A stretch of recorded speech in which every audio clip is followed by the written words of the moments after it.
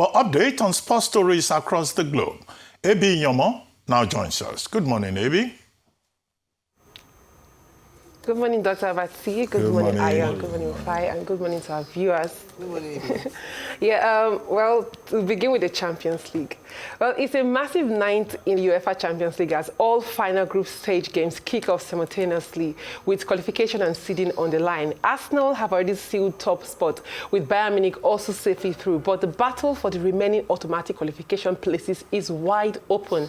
Real Madrid face Benfica looking to secure a top 8 finish, while Liverpool holds Karabakh aiming to do the same. Man City, currently 11th, must beat Osimhen's Galatasaray to avoid slipping into the playoff zone. Another clash sees Dortmund host Inter, with both sides locked in a direct fight for qualification. PSG will take on Newcastle, while Barcelona must beat Copenhagen and hope results elsewhere go their way. Only the top 8 teams will progress directly to the last 16, and 9th to 24th will go into playoffs.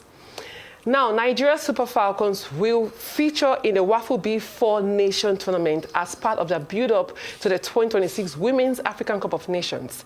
The competition will be hosted by Côte d'Ivoire from Friday 27 February to Saturday 7 March, with Ghana and Senegal also taking part. All 4 teams will compete at the WAFCON tournament, using this tournament as vital preparation. Morocco will host this year's WAFCON finals from 17th March to 3rd April 2026, which is a qualification for the World Cup. Now to sad news, Super Eagles captain Wilfred Ndidi lost his father, Sunday Ndidi, who died yesterday following a road accident. The retired military officer was reportedly involved in an accident in Umunede, Delta State, and was confirmed dead after being rushed to a hospital in Agbo.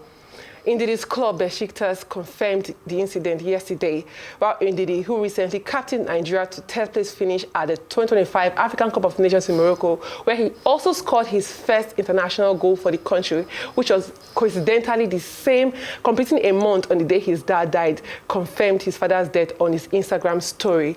Well, may so rest in peace. Away from that to tennis. The Australian Open, Elena Rybakina and Jessica Pegula caused quarterfinal upsets yesterday. Rybakina beat Iga Swiatek 7-5, 6-1 to reach the semifinals, while Pegula defeated Amanda Anisimova 6-2, 7-6, becoming the first woman in the Open era to reach her first 3 major semis after turning 30. Meanwhile, fortune is smiling on Novak Djokovic at the Australian Open. The 4th-seeded Serbian was down 2-0 when his opponent, 5th-seeded Lorenzo Musetti of Italy, retired due to an injury. The 10-time champion has now advanced without winning a set since the 3rd round and is 2 wins away from a record 25th Grand Slam title. Next up for Djokovic will be the winner of the quarterfinal between 2-time defending champion Yannick Sinner of Italy, the 2nd seed, and 8th-seeded Ben Shelton of the United States. While still on tennis, Coco Gauff has spoken out after footage captured her smashing a racket in frustration following a crushing Australian Open quarterfinal defeat to Elina Svitolina. The 21-year-old, visibly distraught after a one-sided loss, said she made a conscious effort to contain her emotions until she was away from the public view, only for the moment to be filmed and shared publicly. Gauff described the incident as a reminder of how exposed players feel even in their most vulnerable moments. She referenced a similar incident at the 2023 US Open, where Aryna Sabalenka was captured smashing her racket after losing the final to Gauff. While Svitolina will go on to face the title favorite Sabalenka after the world #1 dominated teenager Iva Jokic 6-3, 6-0. But that's all for me on Sports Day. All right. Thank you so much. Thank you very much, Ebi Nyomo. We won't have much time, but it's human to be Coco Gauff.